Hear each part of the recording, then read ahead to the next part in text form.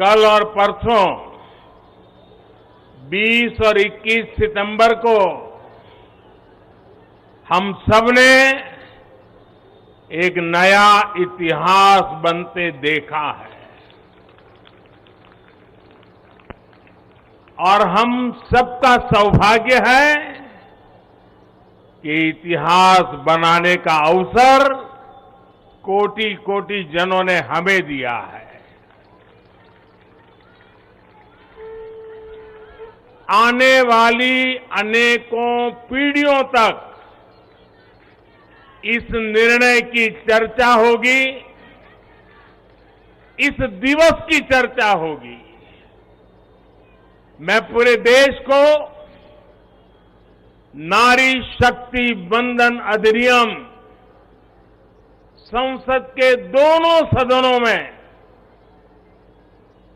और भारी बहुमत से और राज्यसभा में तो सर्वसम्मति से पास होने की बहुत बहुत बधाई देता हूं। पार्टी के राष्ट्रीय अध्यक्ष श्री जेपी नड्डा जी, अन्य सभी वरिष्ठ साथी और आज मैं देश की माताओं बहनों को भी यहां दूर से प्रणाम करता हूं। कभी कभी किसी निर्णय में देश के भाग्य को बदलने की क्षमता होती है। पार्टी के राष्ट्रीय अध्यक्ष श्री जेपी नड्डा जी, अन्य सभी वरिष्ठ साथी, अधिनियम रिकॉर्ड मतों से पारित किया जा चुका है।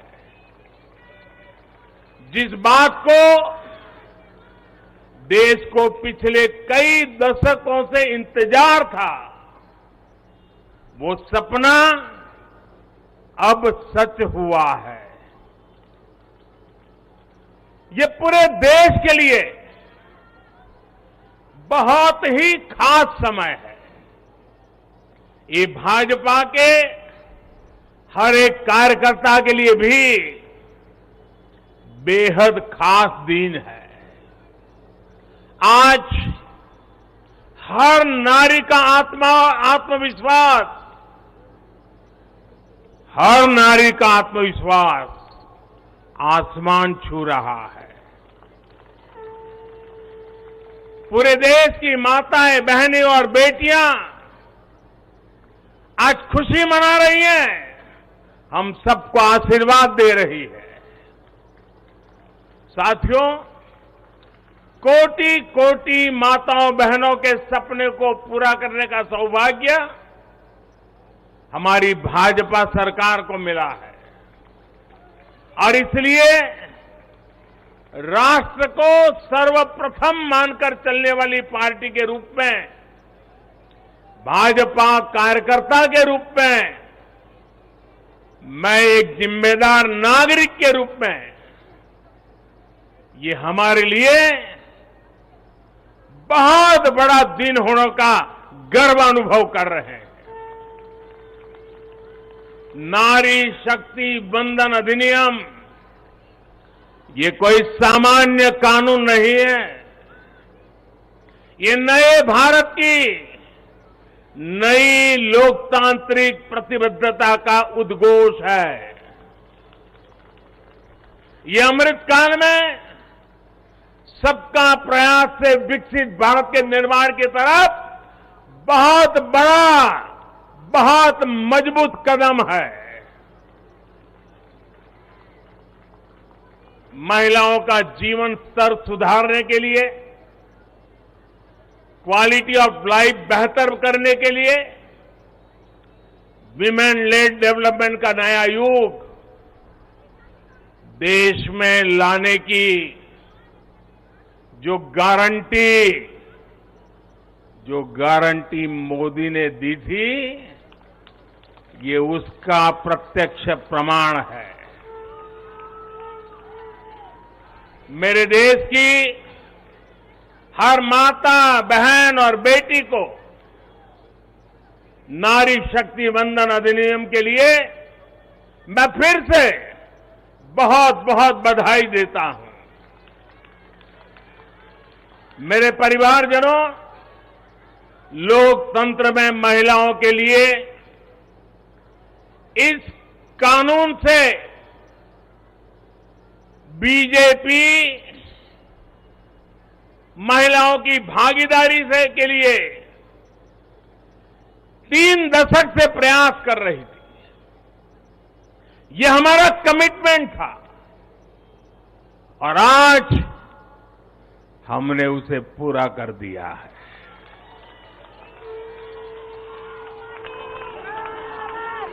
महिला आरक्षण सुनिश्चित कराने वाले इस कानून की राह में तरह तरह की बाधाएं थी, दशकों पुराने अड़ंगे थे, लेकिन जब नीयत पवित्र होती है,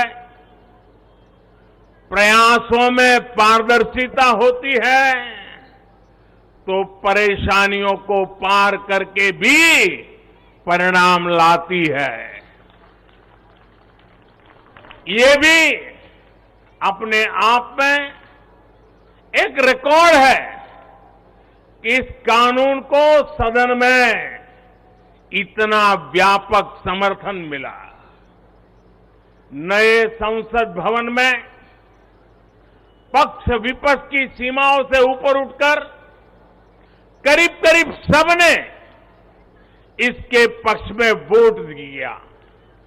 मैं इसके लिए सभी राजनीतिक दलों का और सभी सांसद साथियों का भी अभिनंदन करता हूं। मेरे परिवारजनों, भारत को विकसित बनाने के लिए आज भारत की नारी शक्ति को खुला आसमान देने का ये अवसर है।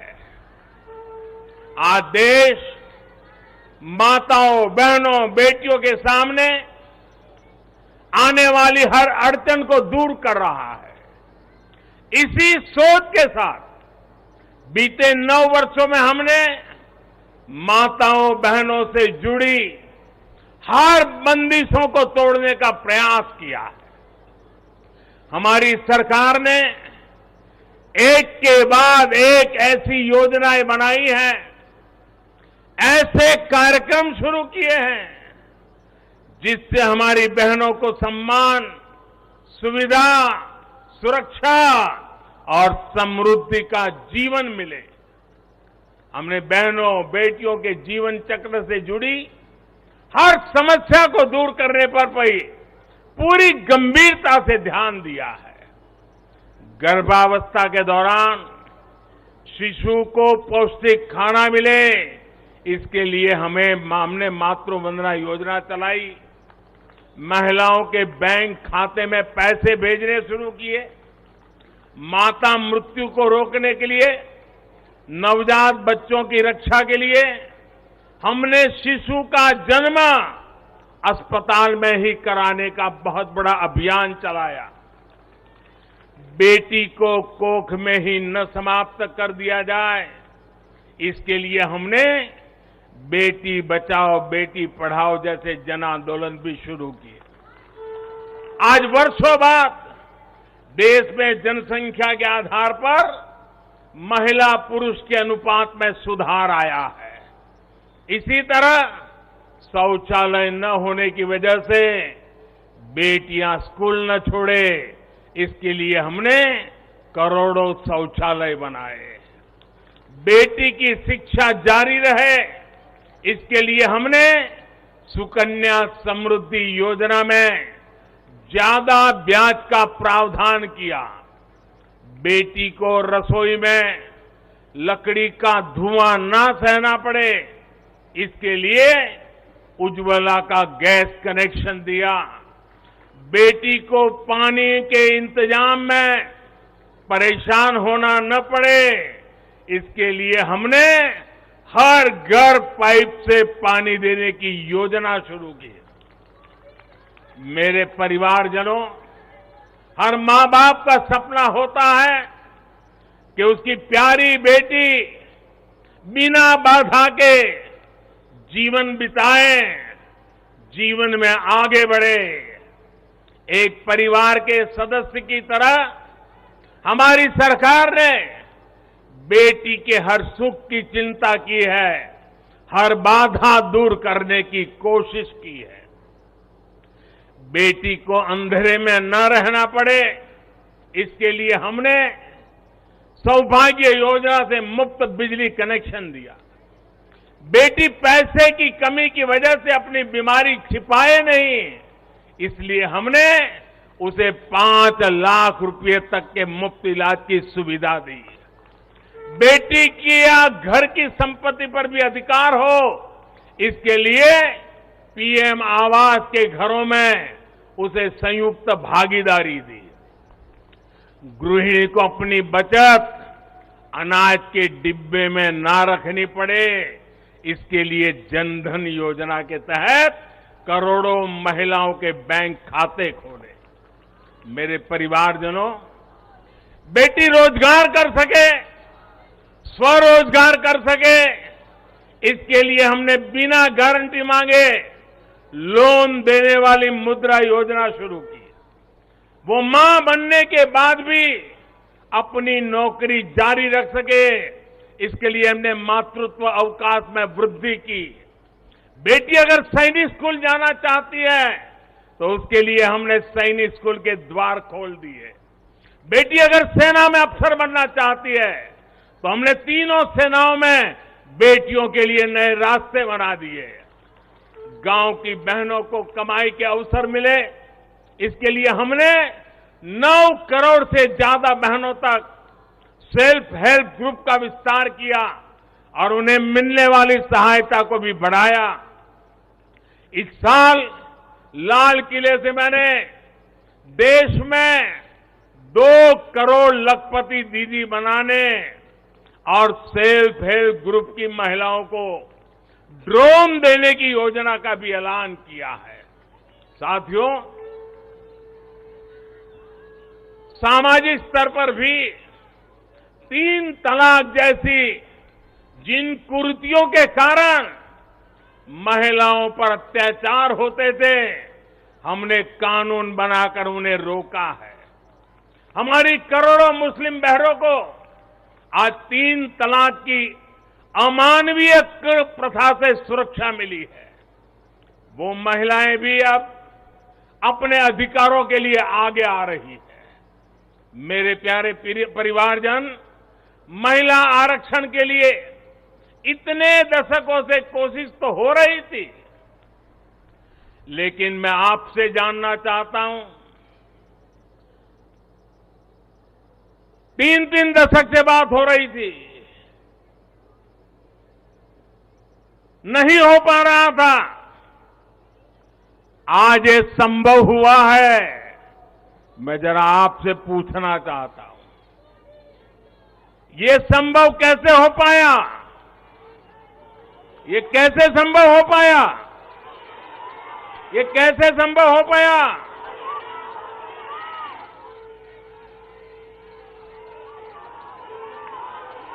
कैसे संभव हो पाया?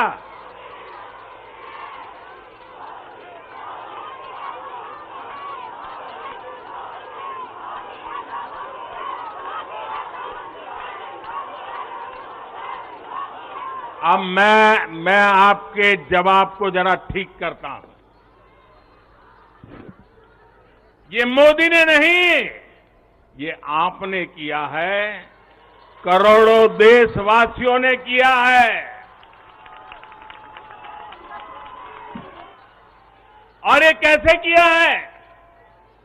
उसका एक सबसे बड़ा कारण है, देश की जनता ने, देश के मतदाताओं ने, विशेष करके मेरी माताओं बहनों ने वोट देकर के एक पूर्ण बहुमत वाली मजबूत और स्थिर बनाई सरकार बनाई। और और उसी का कारण है आपने जो सरकार को मजबूती दी, आपने जो सरकार को बहुमत दिया, उसी की ताकत है कि आज ये सरकार फैसले भी ले पा रही है और संसद में जाकर के 30 साल से लटके हुए काम को भी पूरा कर पा रही है। और इसलिए दोनों सदनों में इस प्रकार से पास होना इस बात का साक्षी है कि पूर्ण बहुमत वाली स्थिर सरकार होती है तो देश कैसे बड़े फैसले लेता है, कैसे पड़ावों को पार करता है। जब देश में पूर्ण बहुमत वाली सरकार आई तो इतना बड़ा काम हो पाया। हमने महिला हित में हर स्तर पर फैसले लिए, किसी के राजनीतिक स्वार्थ को महिला आरक्षण के सामने दीवार नहीं बनने दिया। जबकि इससे पहले जब भी ये बिल संसद में आए, लीपापोती हुई, सिर्फ नाम दर्ज कराएगी ये, निष्ठापूर्वक कभी प्रयास नहीं हुआ और बवाल हुई, हंगामा, नारी का अपमान करने का भी प्रयास किया गया। मैं तो कल भी, सबने वोट तो दिया, लेकिन कुछ लोगों को इसमें तकलीफ थी कि नारी शक्ति वंदना शब्द क्यों लाए हो।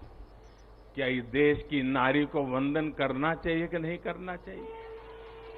क्या माताओं बहनों को प्रणाम करना चाहिए कि नहीं बहना चाहिए? क्या माताओं बहनों का गौरव सम्मान बनाना चाहिए कि नहीं बनाना चाहिए? क्या हम पुरुषों को इतना अहंकार आ जाए, हमारी राजनीतिक विचारधारा को इतना अहंकार आ जाए कि हम नारी शक्ति की वंदना शब्द का प्रयोग करें तो भी किसी के पेट में चूहे दौड़ने लग जाएं? लेकिन अब आप जब देश में पूर्ण बहुमत की स्थिर सरकार है तो महिला आरक्षण बिल, नारी शक्ति वंदन अधिनियम एक सच्चाई बन गया है। इस कानून ने फिर साबित किया है कि देश को आगे ले जाने के लिए, इस कानून ने सिद्ध कर दिया है, देश को आगे ले जाने के लिए पूर्ण बहुमत वाली सरकार, मजबूत सरकार, निर्णायक सरकार, ये बहुत ही आवश्यक है। मेरे परिवारजनों, मैं लगातार महिलाओं को आगे बढ़ाने की बात करता हूं, उनके विकास को केंद्र में रखकर नीतियों की बात करता हूं। ऐसा इसलिए क्योंकि मैंने महिलाओं के नेतृत्व को, उनके सामर्थ्य को, उनकी रिजल्ट देने की काबिलियत को देखा है। मैं वर्षों तक गुजरात में मुख्यमंत्री रहा। मेरे अपने अनुभव है कि जब मातृशक्ति को काम मिलता है तो कैसे परिणाम देती है। हमने गुजरात में समृद्ध ग्राम की योजना बनाई थी और उसमें एक विशेषता थी कि जहां पर गांव के प्रधान के रूप में महिला के लिए आरक्षण है, वो सीट रिजर्व है, अगर उस गांव के सब लोग मिलकर के निर्विरोध उसको चुनते हैं और सभी पुरुष अपने आप को विड्रॉ करके सारे मेंबर महिला, 100% महिला मेंबर, उनको मैं समरस ग्राम पंचायत कहता था। और गुजरात में हजारों ऐसी पंचायतें बनी थी जिसमें एक भी पुरुष सदस्य नहीं था, 100% महिला सदस्य थी और उत्तम से उत्तम विकास के काम उन्होंने करके दिखाया था। साथियों, महिलाओं की शक्ति, उनकी सोच क्या होती है, इसके मेरे पास अनेक उदाहरण हैं। गुजरात में तो मैंने बार बार इस सामर्थ्य को देखा था। मैं नया नया मुख्यमंत्री बना था। तो एक गांव की महिलाओं ने मेरा समय मांगा। वो गांव के चुने हुए लोग थे। तो बोले सब महिलाएं मिलना चाहती हैं। तो मैंने कहा भाई मैं नया था, अभी तो मुझे 6 महीने भी नहीं हुए थे। तो मैंने कहा काम क्या है? आप ग्रामीण विकास मंत्रालय को मिलिए, फलाने को मिलिए। नहीं बोले साहब उनका तो आग्रह है, वो आपको मिलना चाहते हैं। वो गांव की माताएं बहनें थी। मैंने कहा अच्छा भाई एक दिन बुला लेना, मैं मिल लूंगा। वो मिलने आई। 8-10 महिलाएं थी और उसमें सबसे ज्यादा पढ़ी लिखी जो बहन थी वो शायद 7वीं 8वीं कक्षा तक पढ़ी लिखी थी। तो मिलने आई। बोले हमारे गांव ने तय किया है कि एक भी पुरुष मेंबर नहीं होगा, सबकी सब महिला मेंबर होगी और इस बार गांव की प्रधान भी महिला होगी। तो मैंने उनको पूछा अच्छा इतना बड़ा आपको अवसर मिला है। अच्छा जब समय मांगा तो मुझे लगा कि शायद वो कुछ पैसों के लिए आएंगे, कुछ योजना लेने के लिए आएंगे। तो मैंने उनसे पूछा कि आपकी क्या अपेक्षा है और आप क्या करना चाहती है? 7वीं 8वीं कक्षा पढ़ी लिखी वो गांव की प्रधान महिला और बाकी मेंबर तो उससे भी कम पढ़े लिखे थे। वो 8-10 बहनें आई थी, गांव की बहनें थी। पहली बार गांधीनगर देखा था। उन्होंने मुझे जो जवाब दिया, मैं समझता हूं सार्वजनिक जीवन में काम करने वाले हम सबके लिए प्रेरणा है। उस बहन ने मुझे कहा कि मेरी एक इच्छा है, हमें 5 साल मिले हैं, हम 5 साल में ऐसा कुछ करना चाहते हैं कि हमारे गांव में एक भी व्यक्ति गरीब न रहे। आप कल्पना कर सकते हैं क्या दृष्टिकोण होगा उनका? और सच में ट्रांसफॉर्मेशन का कहां आधार होता है ये उनको मालूम था। ये सामर्थ्य और सोच हमारी माताओं बहनों के गांव में बैठी बहनों को भी होता है। साथियों, महिलाओं में सकारात्मक बदलाव की प्रवृत्ति और संसाधनों के बेहतर से बेहतर इस्तेमाल की दूरदर्शिता हमें हर जगह पे मिलती है। परिवार में तो डगर डगर पे नजर आता है। अभी कुछ दिन पहले मैं मध्य प्रदेश गया था। तो वहां शहडोल के पास एक आदिवासी गांव में गया।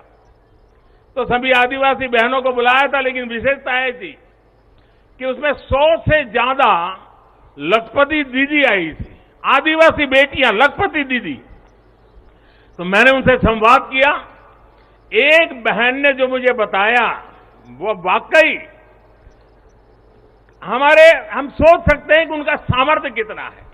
वो आदिवासी बेटी जो कहती है मैं लखपति दीदी हूं, मैं आज विमेन सेल्फ हेल्प ग्रुप के द्वारा ये काम करके इतना इतना कमाती हूं।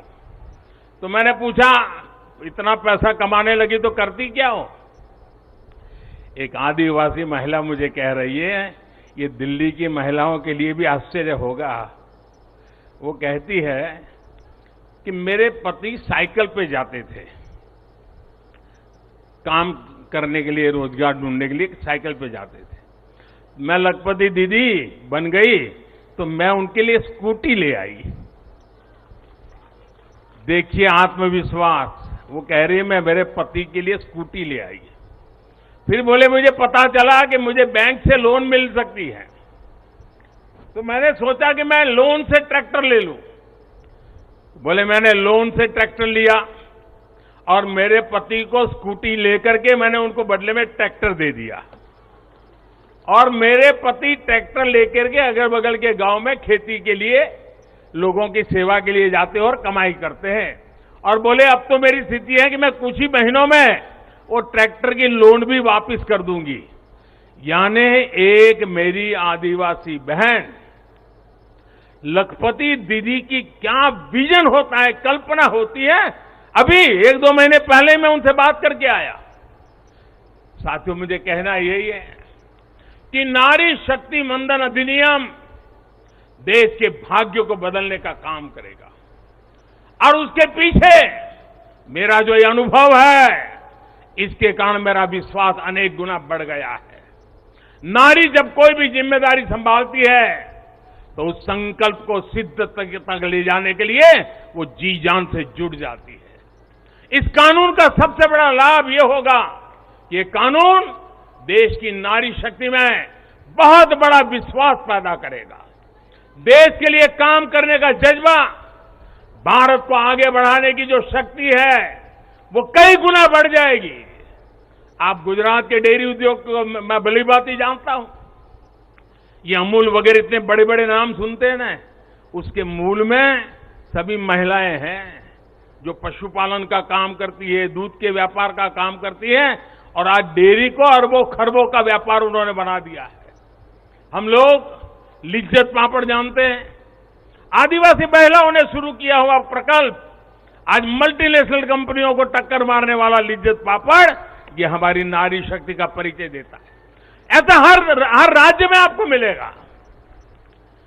उनका ये जो कौशल है, सामर्थ्य है, जो भगवान ने उनको नैसर्गिक गुण दिया हुआ है, वे कभी भी खराब क्वालिटी को स्वीकार नहीं करते हैं।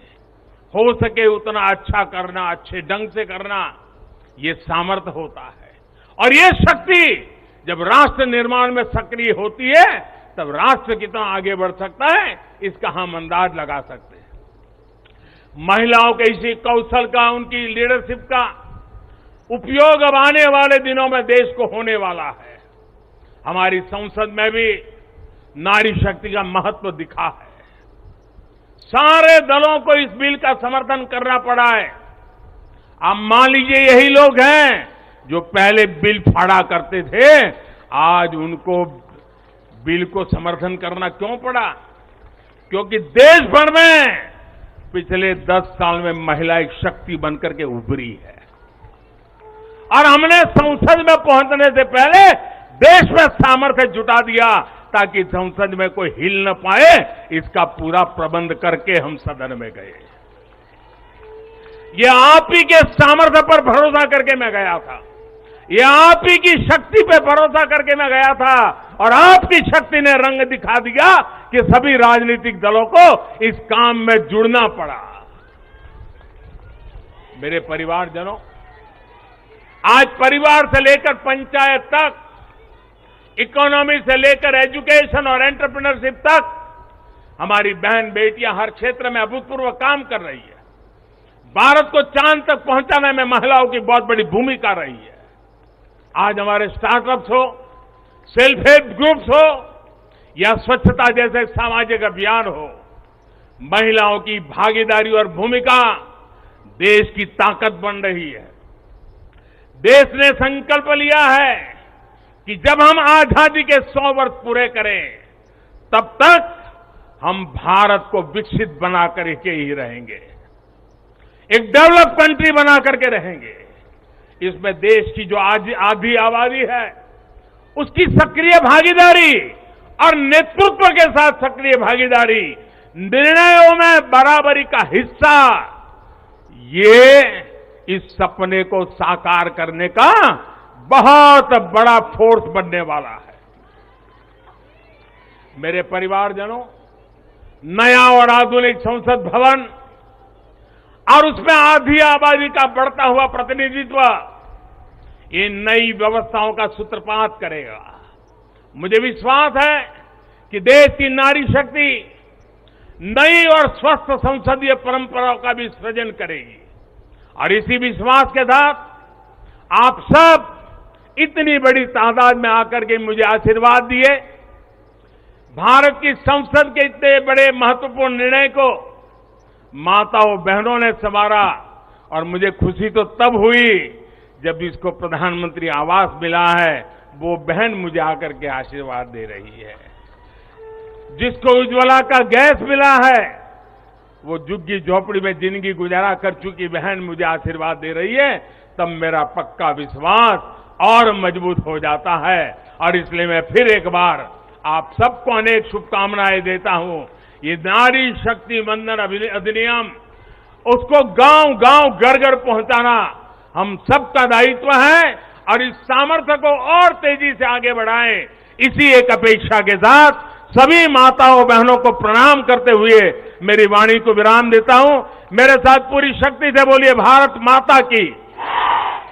आवाज पूरी दिल्ली में गूंजनी चाहिए, भारत माता की। भारत माता की, भारत माता की। बहुत बहुत धन्यवाद। बहुत बहुत धन्यवाद माननीय प्रधानमंत्री जी। हम पुनः अभिनंदन करें कि उन्होंने हमारे आमंत्रण